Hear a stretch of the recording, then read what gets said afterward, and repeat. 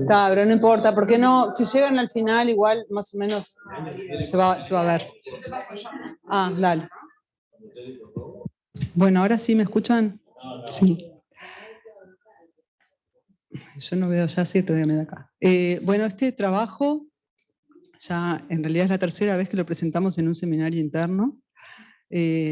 Así que esperamos obtener de un público distinto, sobre todo ayudas en la interpretación de los datos que les vamos a presentar.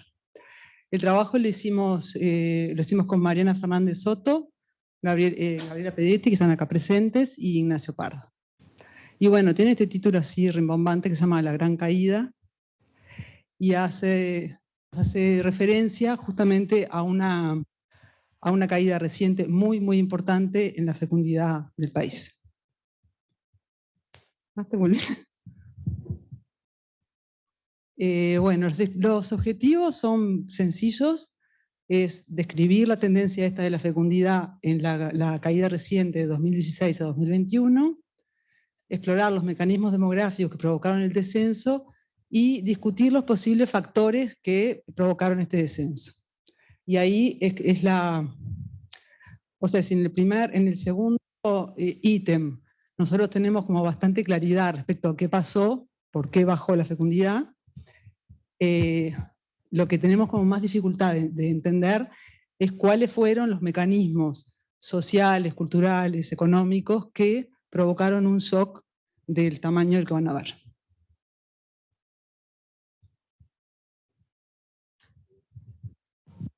Entonces, acá están presentados en la línea de arriba están los nacimientos, es simplemente el número anual de nacimientos, y abajo es la tasa bruta de natalidad. Lo que se ve es no se nota mucho, el periodo es de 1996 a 2021. Entonces se ve una caída importante y una estabilidad que se nota menos en este gráfico, y luego está la gran caída que, digamos, que determina que los nacimientos caigan de más o menos 50.000 desde 1915 a 30.000, 32.000. O sea que si ya habían pocos nacimientos, habrán escuchado en general que también la prensa, los políticos están preocupados por la posible extinción. Es un tema recurrente y entonces esta caída, digamos, genera una bastante ansiedad. Entonces, para contarles un poco la tendencia, nosotros dividimos esta serie, que es relativamente corta, un poquito más de 20 años, digamos, una primera parte que es lo que es la caída bajo reemplazo.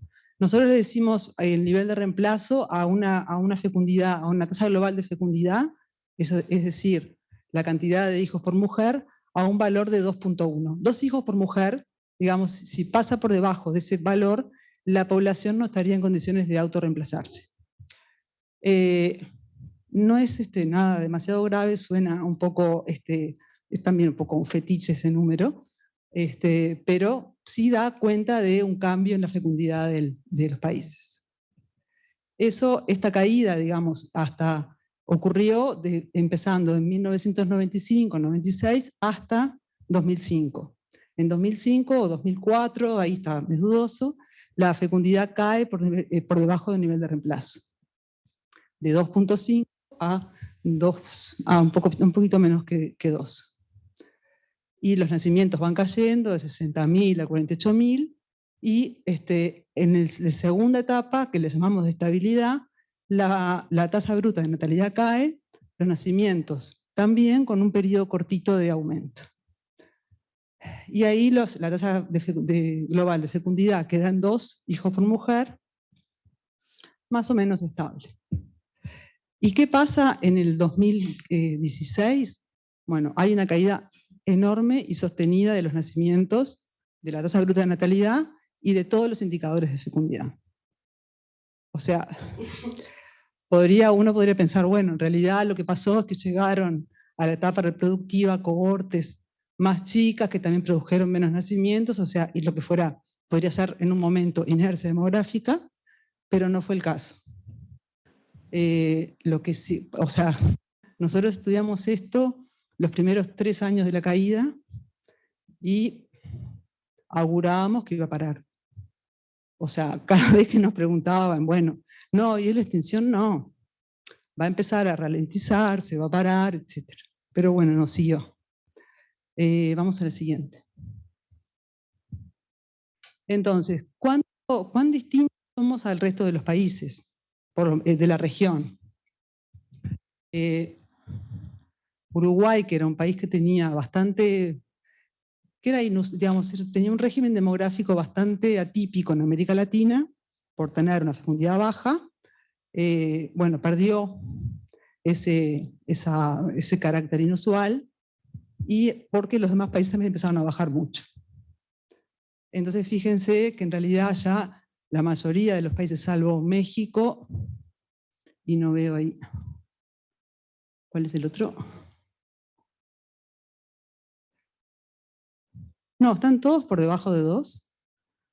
Y los que están más arriba, claro, está México y Argentina, que es interesante porque Argentina ya tiene hace tiempo, o sea, bajó la fecundidad más o menos parecido a Uruguay, pero desde los años 90, así, esta caída grande que nosotros veíamos al principio no ocurrió con ese nivel de importancia y tiene todavía una fecundidad alta. Sin embargo, sí es parecida la tendencia, no tiene la misma estabilidad que Uruguay. Y luego la caída de la fecundidad al final del periodo. Entonces ahí, perdón porque yo les hablé del umbral de reemplazo o de baja fecundidad, por debajo de 2 hijos por mujer. Entre 2 y 1.5 se habla de baja fecundidad, y por debajo, entre 1.5 y 1.3 muy baja, y por debajo de 1.3 ultra baja. Uruguay, de acuerdo a los datos de 2022, está en el nivel de ultra baja. Pero esperemos que esto seguimos pensando que se va a terminar pronto.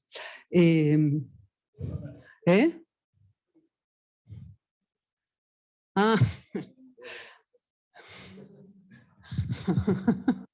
Bueno, entonces, para analizar, o sea, como demográficamente, nosotros, digamos, tenemos más o menos, o sea, podrían haber más, pero los mecanismos estándar por los cuales, o más importantes, por los cuales baja la fecundidad de periodo, no estamos analizando cohortes, sino en este momento son todos datos coyunturales, o sea, de calendario, son 3, ¿no? También aplican la cohorte, pero en realidad en este caso nosotros analizamos periodos. Por un lado, lo que se conoce como el mecanismo de stopping. Las personas dicen, bueno, llegué a la cantidad de hijos que quiero, tomo los recaudos para no tener más hijos. Eso suele ocurrir después de que las personas tienen 2 hijos, ¿no? Y es un mecanismo que fue de los más importantes en la caída secular de la fecundidad anterior. Otro mecanismo es el aplazamiento. En un momento determinado del tiempo, bueno, si las personas dejan tener hijos, lo que se va a reflejar es una caída de la tasa global o postergación. Y el último mecanismo demográfico es directamente no tener hijos, que se conoce con el horrible nombre de nulliparidez. Definitiva. Entonces, lo que nosotros analizamos en este trabajo, los 2 primeros, el siguiente se puede ver con datos de periodo, pero se precisan más bien censos, y es más interesante verlo mirarlos en la cohorte. Terminado el periodo reproductivo, cuántas mujeres no tuvieron hijos. Sigamos. ¿Cuáles son los datos? Mientras los miran, voy a tomar agua.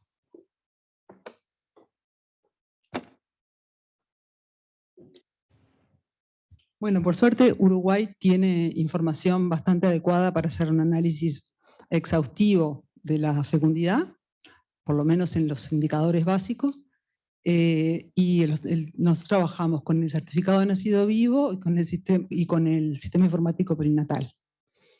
Y luego, bueno, los denominadores son las proyecciones de población, y construimos indicadores sintéticos, tasas incondicionales y condicionales de fecundidad por edad y orden. El orden de nacimiento es el número de nacimiento de cada hijo. O sea, en cada año hay X mujeres que tienen su primer hijo, su segundo, tercero, etc. No hay dudas porque todo es muy sencillo. Entonces, acá empezamos a ver, digamos, como la primera forma de estudiar este descenso. Lo que está presentado acá son las tasas específicas por edad, es edad simple de las madres. Y las curvas más oscuras representan los años anteriores y las curvas más claras las actuales. ¿Qué es lo que se ve? Bueno, una caída de la intensidad enorme, que sobre todo a partir de 2016. O sea, las curvas se superponen en los primeros años porque no pasa nada, y cuando empieza 2016 caen y se separan sistemáticamente, ¿no? Y lo que vemos es que al principio, o sea, en los grupos iniciales de edades son las más jóvenes, caen mucho y se corren, pero lo que es importante es que caen todas las edades. Nosotros esperábamos que cayera la fecundidad adolescente temprana, pero no que cayera, sobre todo en los niveles en que cayó, la fecundidad de lo que llamamos edades centrales, no a partir de 24.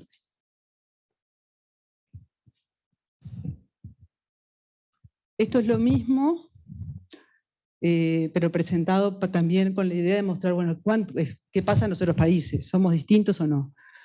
Somos muy distintos, o sea, tenemos no está ahí, pero supo estar, teníamos los valores de las tasas globales de cada país. Son todos países de muy baja fecundidad, que ya hace tiempo, digamos, vienen retrasando la fecundidad, y la retrasan sobre todo en edades un poco más tardías que las nuestras. Y lo que se ve es que con una tasa en el 2021, Uruguay tiene 1,32. Hay países como, por ejemplo, está Francia ahí que tiene casi 1,8, Alemania creo que es 1,5, 1,6. La mayoría de los países tienen fecundidades que están, salvo Francia, entre fecundidad muy baja. Suecia un poquito arriba de la fecundidad baja. Y lo que se ve claramente es que se concentran, la fecundidad se concentra en edades centrales, ¿no? A los 30 años, y Uruguay lo que muestra todavía es que la fecundidad joven todavía es muy importante, ¿no? A pesar de que bajó, y ahora vamos a ver que bajó mucho, con una fecundidad menor, es igual, creo que la de España e Italia, que son las más bajas de Europa. Y bueno, lo que tenemos, o sea, ahí se muestran dos gráficos de Uruguay 2019 para mostrar el mismo año que las europeas. Y bueno, o sea, lo que muestra claramente que estamos como en etapas muy distintas de la fecundidad, digamos, de las formas, de las edades a las que se tienen hijos, y sobre todo la desconcentración. Sí. No, porque yo te lo dije, sí, perdón. Es que lo que está representado son tasas de fecundidad por mil. En realidad lo que dije al principio era que tendríamos que haber puesto, y ahora lo teníamos, si no está, es la tasa global de fecundidad, es un valor único de cada país, que representa, digamos, la combinatoria de todas las tasas, la sumatoria. Entonces, también, digamos, esta es otra forma de mostrar cuánto la caída de la fecundidad se debe a la caída de las tasas de las mujeres más jóvenes. O sea, esto lo que muestra, lo que está graficándose es la contribución de cada edad a la caída total a la reducción total de la tasa global de fecundidad. Y lo que es clarísimo es que Acá está, este 50% llega más o menos, creo que está en 24 o 23 años. El 50% se explica entre esas edades y el 75% llega a 31. Y bueno, o sea que sigue, incluso hasta los 38, hay, como ya vimos que todavía en tasas bajas, hay contribuciones al descenso. No sé cómo voy de tiempo. No, empezamos como I-20. Está, ok.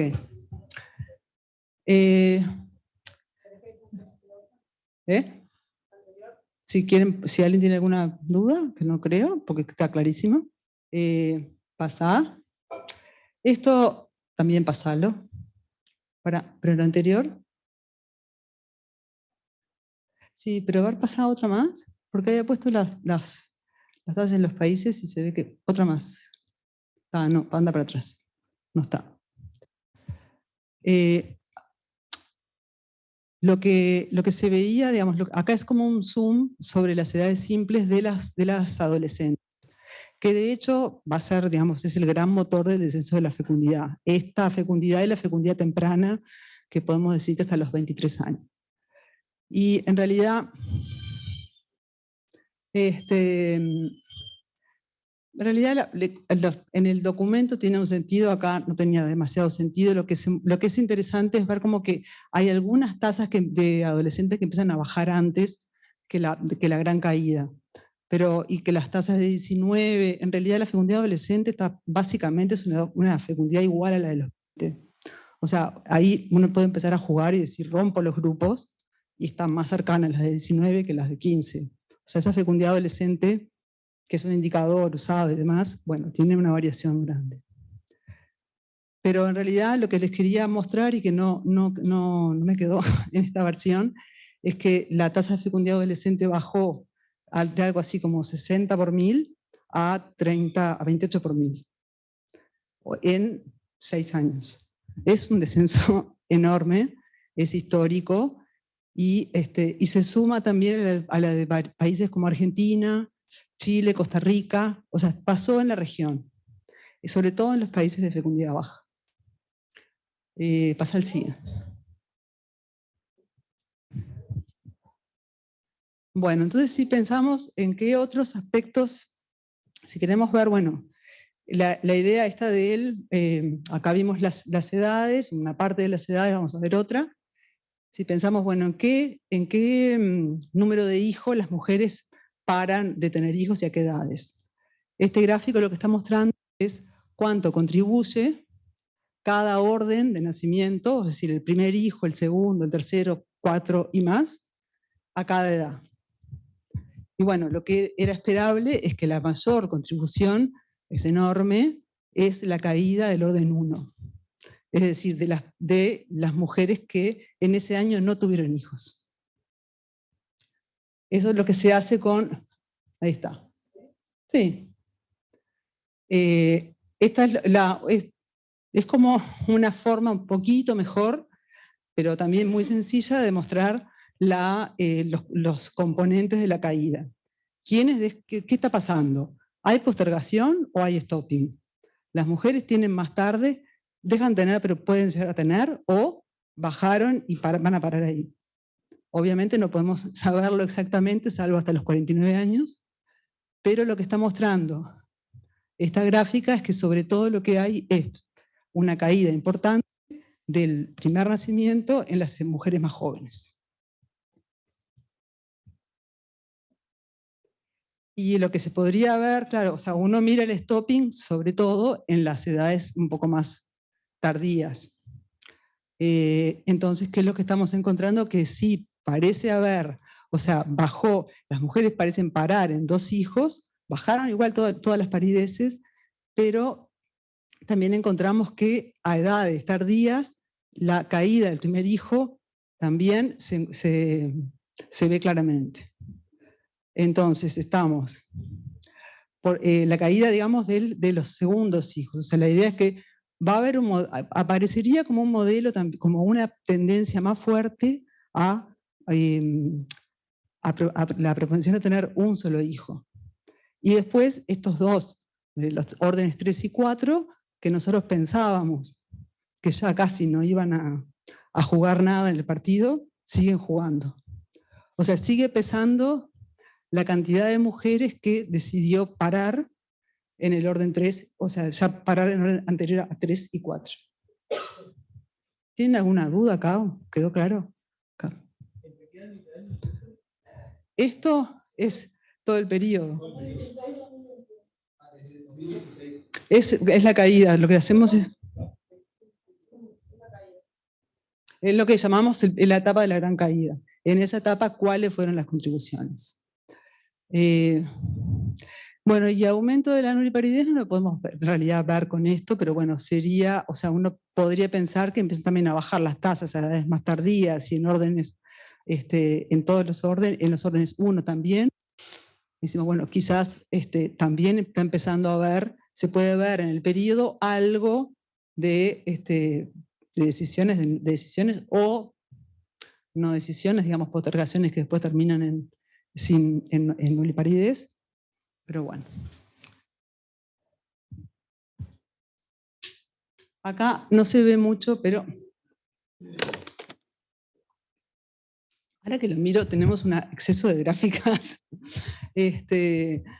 Pero bueno, acá lo que hacemos es en realidad mostrar para cada orden las intensidades, ¿no? Las tasas por edad.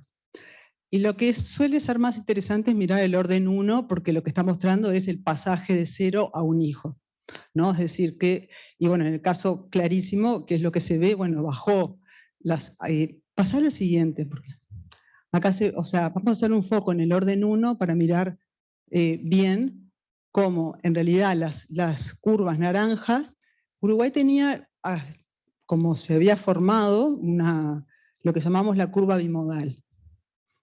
En las primeras edades había como una especie de joroba, ¿no? Grande, sobre todo de 1996 en adelante, donde las mujeres jóvenes, o sea, no bajaban un poco en intensidad, pero no se corrían de edad.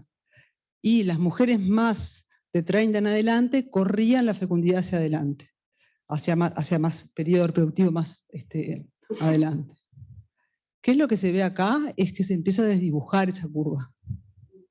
Y eso es algo bastante interesante, porque daría la idea de que hay como una convergencia de la fecundidad desde, por lo menos, digamos, en la medida en que la fecundidad adolescente y temprana cae, ¿no? y las mujeres dejan de tener su primer hijo a edades muy tempranas, esta parte de la curva se mueve, mientras que la otra, que antes tenía, digamos, cierta postergación, dejó de postergar y bajó.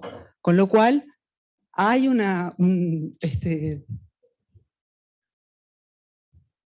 ay, pobres, qué plomo, ¿no? Están... No.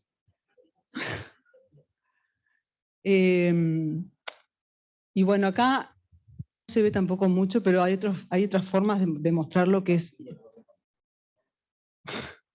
Pasar el cine. Entonces, la curva esta bimodal, que además se encuentra en varios países, sobre todo países anglosajones, donde...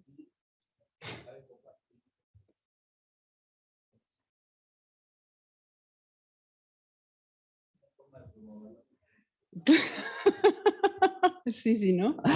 Nada, bueno, pero lo que es verdad es que le estaba contando que esta curva bimodal se encontró en Estados Unidos, se encontró en el Reino Unido, algo en Australia, y lo que es en todos los países donde la fecundidad adolescente era alta, lo que es raro, por ejemplo, en Europa.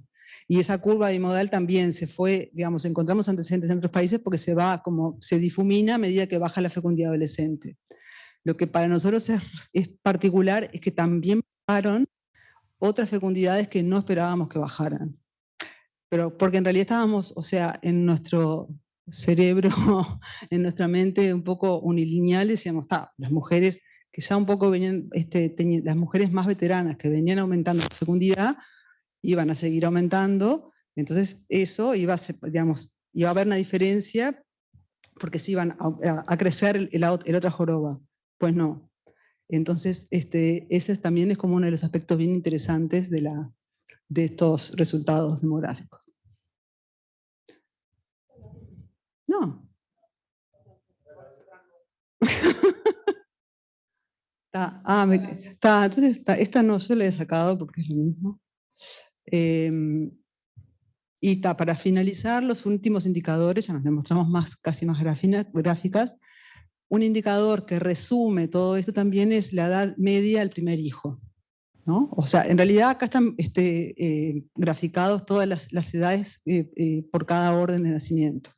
Y las distancias, bueno, varían en los países, pero siempre entre 1 y 2 suele haber en Uruguay por una distancia bastante grande. Y lo que es interesante, pasamos al siguiente, es que el aumento, digamos, el aumento de la edad media al primer hijo en el último periodo es enorme. Es casi de 2 hijos, perdón, gracias, de 2 años, en muy poquito tiempo.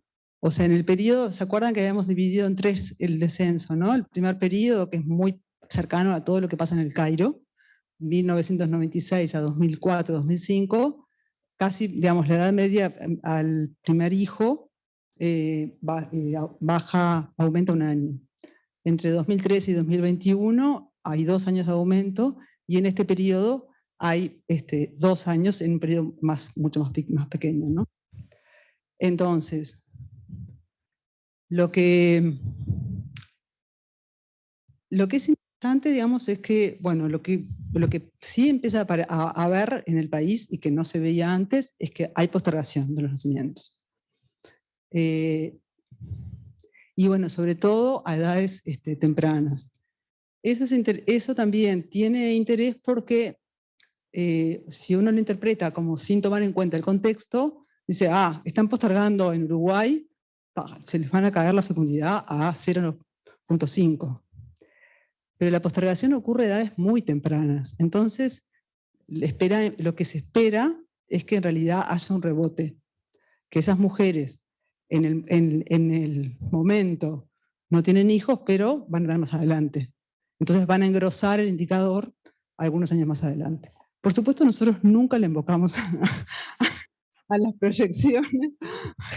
Entonces tranquilizamos a la gente diciéndole, no va a caer tanto, pero es bastante poco plausible que las chiquilinas que dejaron de tener hijos a los 19, 20, una proporción probablemente no tenga nunca.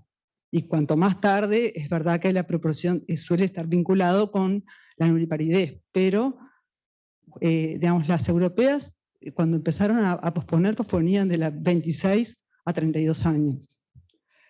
Y cuando empiezan a querer tener hijos a los 35. O digamos que ahí los límites biológicos están bastante más presentes. Entonces, esa postergación nosotros tenemos que mirarlo como en el contexto de en qué edad eso ocurre. De cualquier manera, el stopping, o sea, esta idea de que quiero 2 y logré quedarme en 2. Bueno, ocurre, o sea, sigue pasando. Lo que se asocia en general en países como los nuestros, de baja fecundidad, es que si las personas, si hay un cambio de esta naturaleza, es que probablemente no accedían a métodos, etc. Era insuficiente la oferta. Y bueno, esto que ya les comentaba, se empieza a ver también el comienzo del fin de la curva bimodal, o sea que habría como unas ciertas convergencias, que la curva bimodal también era como una expresión de polarización social. Probablemente la desaparición no sea una expresión de la desaparición de la polarización social, pero de cualquier manera hay algo que está manipulando más la fecundidad de las mujeres en los distintos sectores. Pero va a desaparecer. No, claro. Pero es más respeto, ¿no? Es más cuando me habla de un hijo, sí, digo que también la idea de que están convirtiendo. Mirá, Daniel. No, es tal cual. No, es lo que decimos acá. Hay heterogeneidad.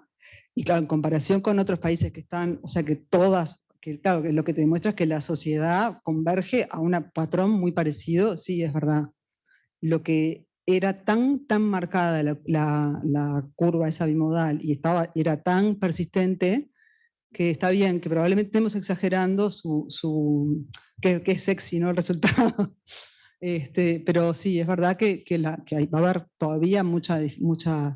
O sea, el hecho de que haya esa cantidad de mujeres que pararon de tener 4 hijos y 3 hijos, cuando ya pensábamos que no había más lugar, porque era muy alta la proporción de mujeres de parejas que tienen 2 hijos, da una idea de que había, por lo pronto, sí, un exceso de fecundidad grande. O sea, que no se estaba llegando a una población que estaba pensando en tener menos hijos.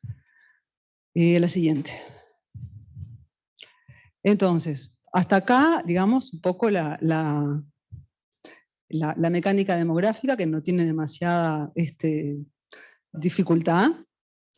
Lo que sí tiene dificultad es entender qué pasó. O sea, nosotros podemos dividir en dos los mecanismos por los cuales baja la fecundidad, ¿no? Unos mecanismos muy directos que se llaman, que es un autor es un modelo muy conocido que divide los determinantes próximos, es decir, de qué manera qué mecanismos directos hacen que baje la fecundidad. Por ejemplo, mayor anticoncepción en otras sociedades es básicamente el mecanismo. Entonces, bueno, eso ocurrió. Hubo un plan muy importante de oferta de parches, implantes subdérmicos que son ideales para los adolescentes. O sea, ¿por qué? Porque se los ponen y se olvidan 5 años de su... Bueno, no, porque tienen que ir a sacárselo. Pero si pasan 5 años, ya por lo menos no tuvieron, o sea, pasaron de la adolescencia, no sé. O sea, si no querían tener hijos ahí, ya pasaron y sigue bajando. Es más, terminó ahora y nosotros pensábamos que íbamos a encontrarnos con que en el 2022 ya está, íbamos a encontrar la estabilización o algo de subida, y nada, bajó a un ritmo más fuerte que en el 2000, que antes. Y no tiene que ver con el COVID. Eso también lo estudiamos con Ignacio Pardo, y lo que pudimos ver es que en realidad o sea, es difícil de discriminar del descenso general, pero mirando meses, con los meses que podrían haber habido, por ejemplo, por el confinamiento, caídas, los descensos podrían haber sido entre 7 y 11% en algunos meses. Bueno, entonces les hablaba de cuáles eran los determinantes, ese modelo de determinantes próximos, y uno puede estudiar, decir, bueno, ¿qué fue lo que hizo que se evitaran embarazos? Pero entonces bueno, obviamente la ley IVE también ayudó, y la estrategia más general, digamos, algo como más, también con más retórica, programas, etcétera, sobre todo poner sobre la mesa, sobre como problema de salud pública, el embarazo adolescente no intencional. Bueno, y acá, entonces, pero por otro lado tenemos que entender por qué esas mujeres, adolescentes y no adolescentes, decidieron o sea, parar tan rápidamente, ¿no? O sea, sumarse, buscar métodos para evitar embarazos de una forma que es como entender un shock, ¿no? Porque lo difícil es eso, porque nosotros, si vemos una caída que dura 10, 12 años y es más o menos sistemática, nos resulta un poco más familiar, digamos, más fácil de entenderla. En este caso, es muy grande. No hay, o sea, en la historia de los datos más o menos decentes que tenemos, de 150 años, no hay una caída de este tenor en tan poco tiempo.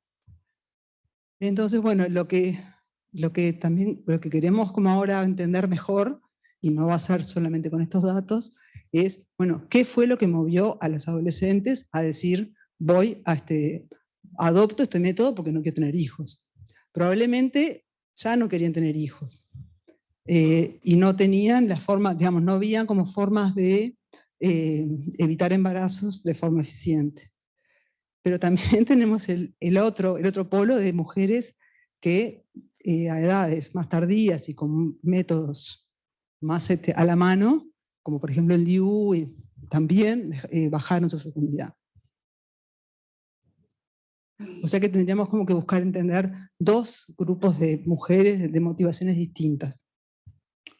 Y bueno, y ahí, bueno, entra un poco, decir, bueno, ¿qué pasa? Las personas buscan la anticoncepción porque, bueno, no quieren, o sea, obviamente no quieren tener más hijos, pero ¿por qué no quieren tener más hijos? Básicamente la pregunta es esa.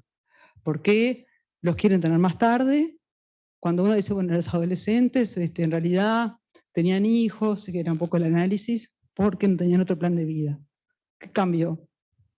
La educación no, por lo menos en este periodo, no tuvo un cambio muy grande, si no hay nada que nos diga, bueno, hay algo, salvo las políticas muy claras de anticoncepción. Y bueno, acá también, bueno, hay, no sé, efectos como más de difusión, las oleadas, digamos, de los movimientos feministas. Acá, esto es ese 2017 es un poco engañoso, que es como que justo ahí empieza la caída, pero bueno, la idea es que sí empieza a haber como más movimientos, digamos, que atienden, digamos, a necesidades de género y probablemente a comportamientos de vinculación y de redes que estén actuando, pero no lo sabemos.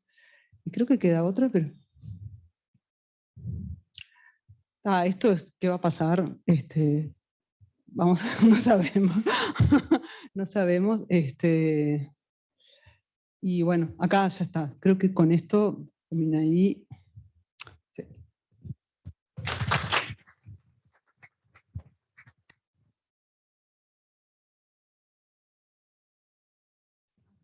Bien, gracias Amanda y a todos los demás. Al principio yo no pedí disculpas porque empezamos tarde, después, no fueron ustedes, nosotros, y a los del Zoom no les pedí disculpas que los hice ver, no sé, más de la mitad de la presentación con la diapositiva que no se veían correctamente. Y porque no las presentamos. No.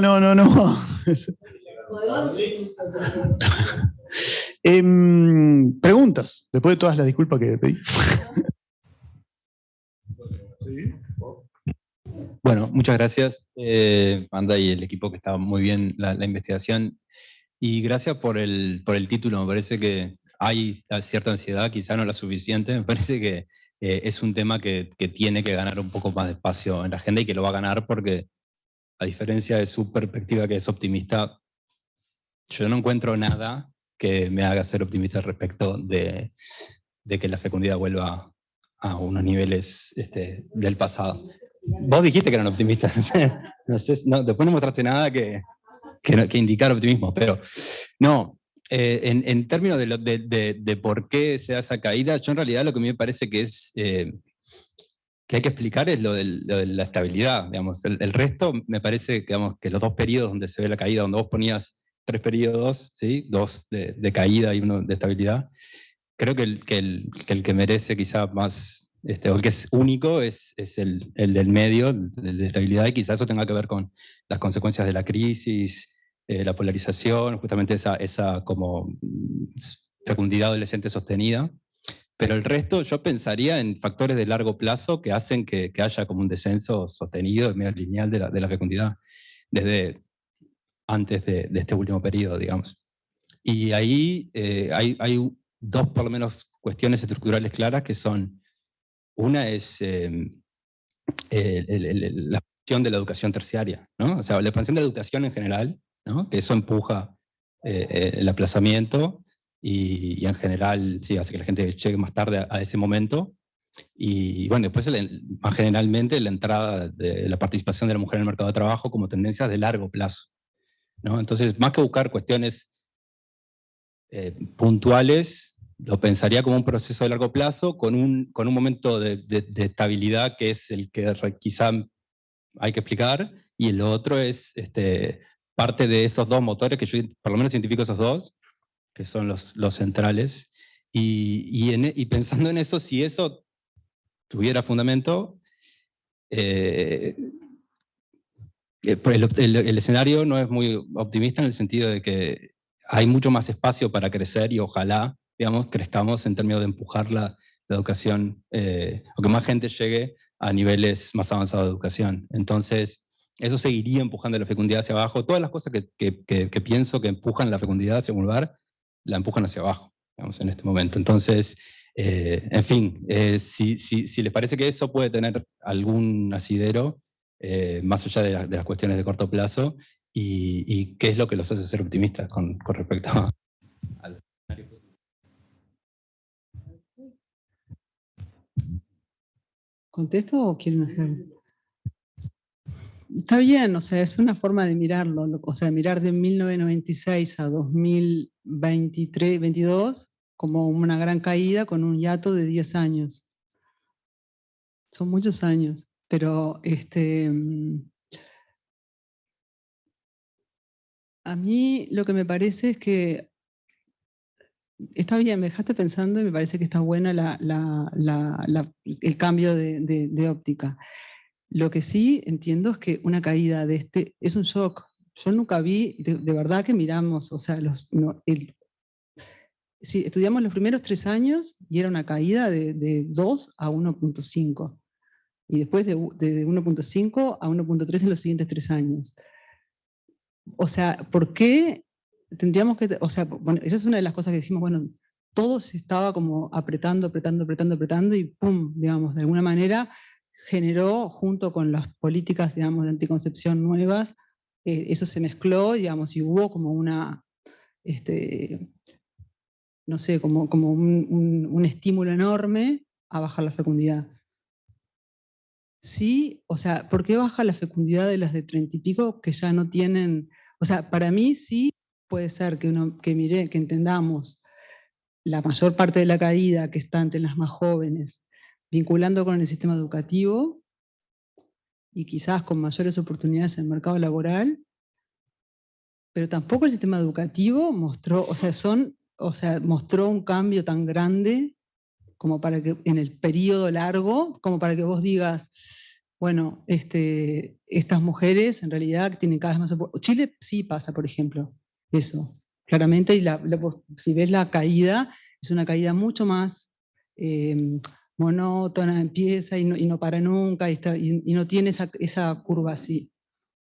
Pero sí, todos los factores que contribuyen a la caída de la fecundidad pueden ser los estándares, ¿no? Es eso, bueno, es la educación, es mayores oportunidades educativas, mejor inserción en el mercado laboral, percepción de mejores retornos de la educación.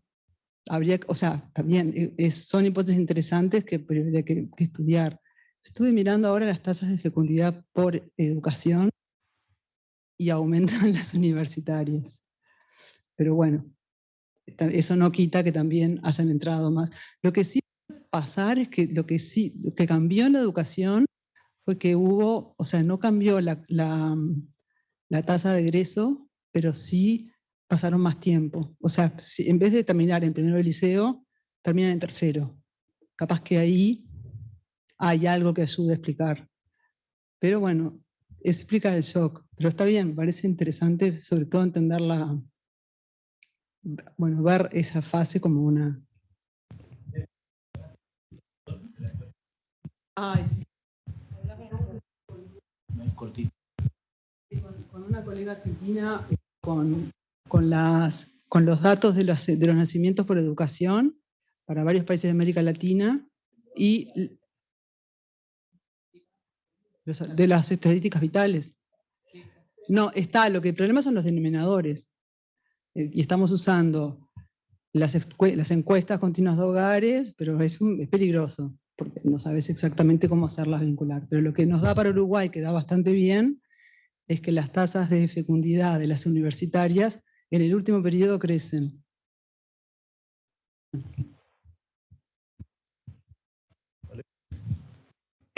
Muchas gracias por la presentación.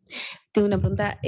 ¿No puede pasar que haya, porque vos decís que, por ejemplo, que no hay como cambios en las oportunidades laborales, que eso te haga pensar, ¿no? Eso entendí. O más oportunidades o eso. Pero yo creo que, digo, desconociendo el mercado laboral, pero teniendo una intuición, que hay un cambio tecnológico importante y un cambio en el trabajo, cosas que no se recopilan como trabajo a distancia e internacionalmente, que vos no lo tenés en ningún lado eso. Entonces, me parece que capaz que eso se está reperdiendo y hay gente que tiene muy buenos trabajos full time, que capaz que, digo, que eso, que podría ser también el cambio en el mercado laboral, que no lo recoges como que podría ser medio informal de alguna forma capaz, o no sé, digo, y eso es una cosa. Después me generó una pregunta que es, en la baja de la fecundidad de las mujeres jóvenes, si, o sea, son mujeres jóvenes, o sea, hay una cuestión del ingreso, mujeres jóvenes que tienen bajos ingresos son las que más, o sea, la relación entre baja en la fecundidad en edades tempranas, adolescentes, y el ingreso de esas mujeres y el efecto que eso tiene, porque a mí me daría la sensación, sin saber del tema, es que las que tienen niños más jóvenes tienen nivel de ingreso socioeconómico menor, y entonces pensaría que sería una buena cosa, porque capaz que no hay niños, se reduce la cantidad de niños en la pobreza, eso es algo positivo, creo yo, digo, esa es una pregunta, si pasa eso. Y después, no, digo, las hago todas juntas. Y después un comentario que hicieron muchas visualizaciones, que nos sirve como ejemplo para la clase, chiquilines, esto, como recomendación para mejorarlas un poco y que se vean, en las que tenés blanco, para que el contraste es recomendable poner un fondo grisecito al estilo que tiene de defecto ggplot2, con un gris que haga contraste, porque en pila de ellas no se ven, y que usaron la misma paleta de colores, aunque tengan una variable que es continua o una variable que es categórica, la misma paleta de colores continua. Entonces eso hace que en alguno de los gráficos que tenés una variable que es categórica, no veas y parece que Argentina y Chile son lo mismo y te todo desorden. Digo, un comentario que no te van a hacer en otro lado.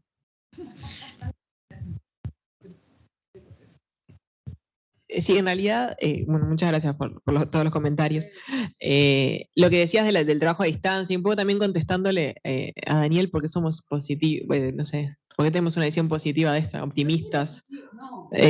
Optimistas en términos de frenar. Y ahí hay una cosa para pensar, que es, estamos entre los 10 países de más baja fecundidad, y países europeos que han repuntado, o sea, que ya pasaron por esto antes, no repuntaron a 2 ni ahí, pero esto de continuar cayendo en economías de mercados laborales de mujeres que tienen mayor inserción que la nuestra, y que el nivel educativo también tiene mayores inserciones que la nuestra, y no siguieron cayendo. Entonces, por ahí capaz que está. Vamos a apostar. Sí. Son terribles. Son iguales, pero ellos hicieron todo esto, ¿no? Ya lo hicieron antes, capaz, ¿no? Igual, a lo que voy es, y también una cosa que todos estos determinantes o cuestiones que no sabemos, ahora salió la encuesta de género y generaciones que terminamos de lanzar la semana pasada, en donde tenemos un montón de preguntas, en donde pretendemos en algún momento seguir analizando, y uno de los datos súper primarios que analizamos es el teletrabajo y el trabajo a distancia, y es muy orientado a mujeres de altos ingresos. O sea, no es un fenómeno, que es un fenómeno que creo que nosotras, o sea, que tenemos una inserción laboral de un tipo, la vivimos mucho, pero encontramos por condición de ocupación y por algunas variables que tiene la encuesta que no estaba tan presente como yo esperaba que iba a encontrar, por ejemplo, ¿no? Con el sesgo de amigas y cuestiones, no estaba tan presente. Entonces, en realidad todo lo que tiene que ver con la inserción en el mercado laboral de las mujeres, sí hay mucho para analizar, pero nada, esto, como dice Banda, es una caída, muy pronunciada en muy poquito tiempo, en donde el mercado laboral es más difícil de ver. A la pregunta de la pobreza, sí. De hecho, el INE, por ejemplo, estuvo discutiendo si en realidad hubo una discusión si cayó o no la pobreza, porque cayeron los nacimientos, y los nacimientos eran en su gran mayoría nacimientos de madres adolescentes. Sí, estaba ella, después Joaquín, que se fue.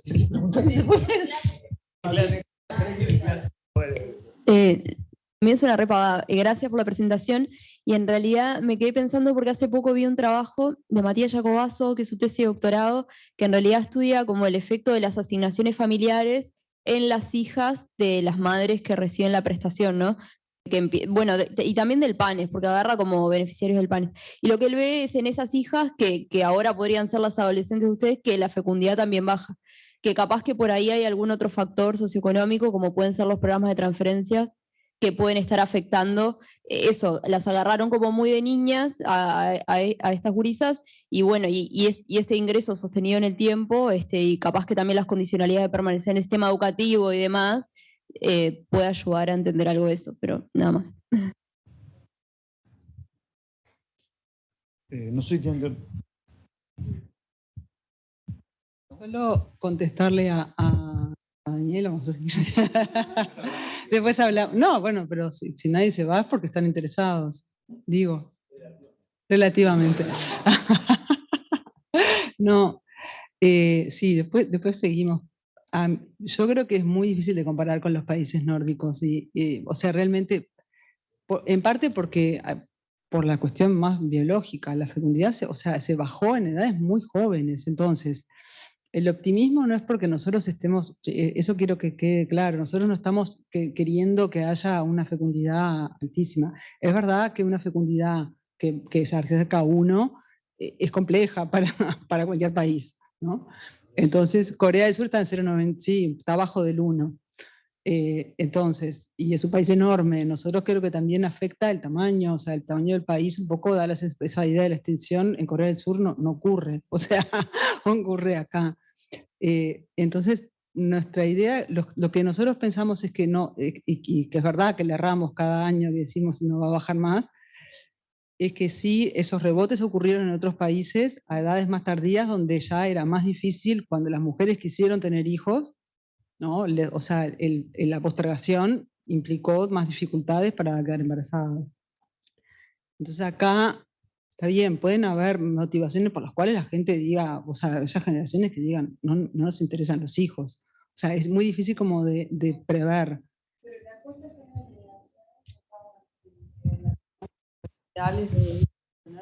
Tenemos diferencias en el ideal que declaran las distintas cortes. No es que las cortes más jóvenes tienen un ideal menor. Entonces, por eso No, o sea, en general el promedio es 2, pero justo en la corte más chiquita, la de que empieza en el 93 al 2000, o sea, las que tienen 18 y eso encontramos, lo que aumenta es que aparece una proporción más alta, que es bastante significativa, que dice 0 hijos. Pero bueno, es en el momento de la vida en donde puedes decir quiero 0 y te da la vida. Pero apareció esa como cuestión en las mujeres y no en los varones. Entonces también ahí tenemos como un insumo para seguir trabajando.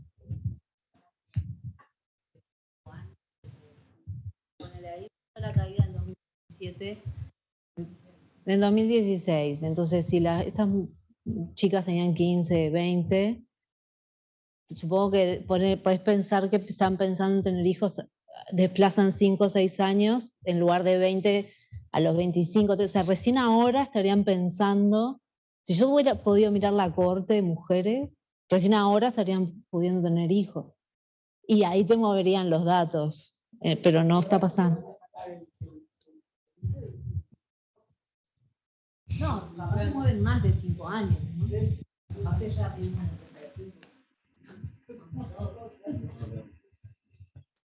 Bien, no sé, ¿alguna otra pregunta? Yo tengo una pregunta, pero ¿qué sube la fecundidad? ¿Qué factores suben la fecundidad? No, en 30 segundos.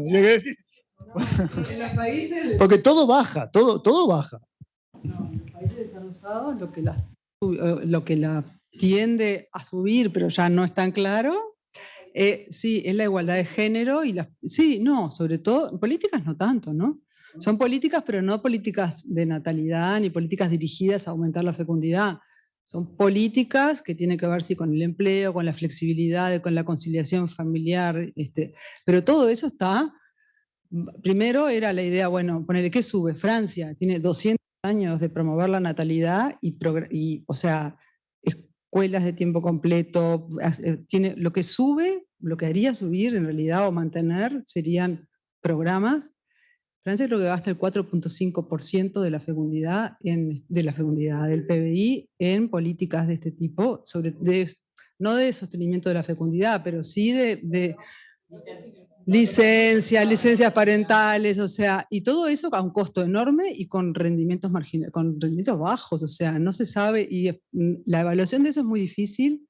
Se dice que en realidad cuanto más igualdad de género entre entre el mundo público, es decir, si las mujeres tienen acceso a la educación, al trabajo, etcétera, les va bárbaro, pero en el mundo privado, en el contrato doméstico no cambia y tienen que dedicarse a todo, bueno, las mujeres dejan de tener hijos y aprovechan las oportunidades en el mundo laboral. Pero eso que, por ejemplo, el feminismo de Estado en Suecia lo promovió, un poco de éxito tuvo, pero ya la fecundidad, o Suecia, los países nórdicos, ya les cayó. Entonces sube. No, pero cayó. Cayó mucho. Sí, y ya está. Una época en la que los nórdicos conseguido mantener. Creo que esa idea instalado en un momento que los nórdicos habían conseguido mantener la fecundidad y la teoría era esa, que era una teoría que además era muy compartible porque su objetivo de política bonito está. Pero en los últimos 5 o 10 años hay una caída muy fuerte en esos países en particular, en un contexto de incertidumbre, quizás puntual, pero como que desacreditó un poco todas estas ideas que en realidad, más allá de que sea un objetivo deseable en general. Sí, gracias. Juan José, ¿sigue con pregunta? ¿Te acordás lo que ibas a preguntar? De acuerdo. Te está desafiando. La encuesta de género y generaciones, la vez anterior tuvo resultados, digamos, variados. Pero cuando ustedes hablaban, yo decía, ¿y cómo le preguntás a las personas esta? Porque al preguntarle a las madres es muy sencillo, las agarrás en el sanatorio y le decís, señora, antes de irse tiene que contestarme por qué tuvo al niño se le escapó, etcétera, etcétera. Pero ¿cómo les preguntás a las otras mujeres? Señora, ¿por qué no tuvo hijo este año? ¿Qué les preguntás, digamos? Lo que aclararon ustedes de cuántos hijos querrías tener.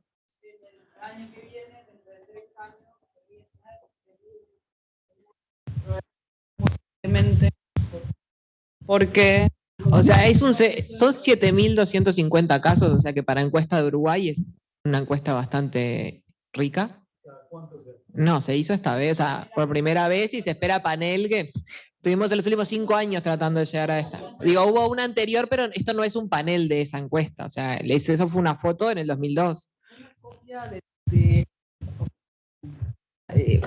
Tiene que haber, pero o sea, están vinculadas, pero no son lo mismo. Nosotros, digamos, copiamos el modelo de encuesta y lo implementamos, pero no nos sumamos al programa internacional GGS en el 2004. Ahora sí, estamos con los estándares de ellos, que son 27 países que te exigen una cantidad de cosas más, digamos, lo que hicimos son preguntas exactas a las que están hechas en el resto del mundo y con los estándares también por supuesto, con todos los cambios que hay que hacer una vez que te encuentras que estás en el campo, pero es distinto porque estamos como formalmente en el programa. Lo otro fue una réplica de esa encuesta que tuvo problemas de campo grandes. Gracias. Suscita. Una consulta sobre los datos mismos, que la verdad no tengo ni la más pálida idea. ¿Cómo hacen para saber cuántas mujeres hay en periodo fértil, o sea, o cuántas hay por edad en cada uno de los años? Si eso no implica algunos errores en las estimaciones. Y era otra que no me acuerdo. Te presioné, señorita, perdón.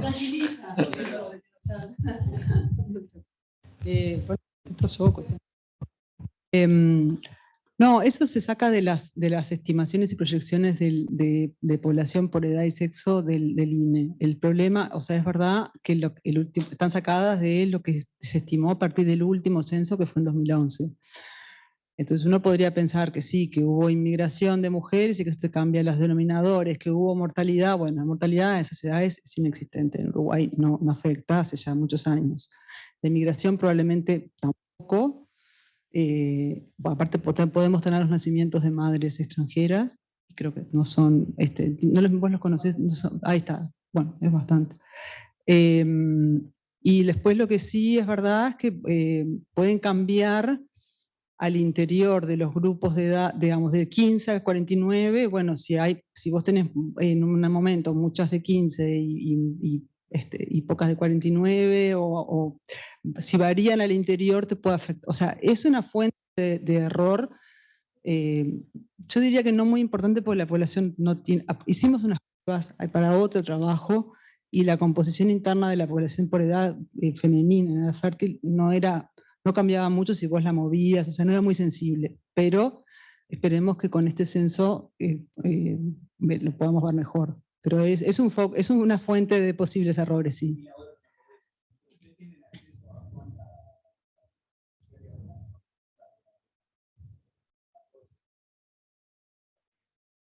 Sí, los del implante, sí, es dificilísimo. Eso es un estudio que hicieron acá Rodrigo Seni. En realidad fue un estudio conjunto con nosotros que estudiamos la caída de la fecundidad del 2016 al 2019.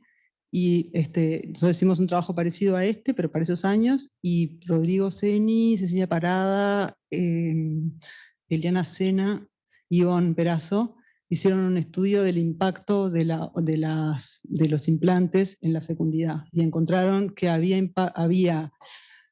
impactos, pocos digamos, pero también, pero sí causales en la fecundidad de las menores de 20. Y los datos, el problema es que los datos no son mujeres implantadas, que suena horrible, pero que sería bueno tenerlas, sino en realidad son la cantidad de cajas que se repartieron. Lo que sí se sabe es que todas esas cajas se usan porque se piden más. Pero bueno, está el estudio ese para leer que es bien interesante. Por esas preguntas y por todos los comentarios. Muchas gracias. El miércoles que viene Gonzalo Zunino de Simbe a calcularnos cuánto perdemos por jubilarnos, cuánto no. Por favor, están totalmente invitados. No, así no, tenés que mandar el correo.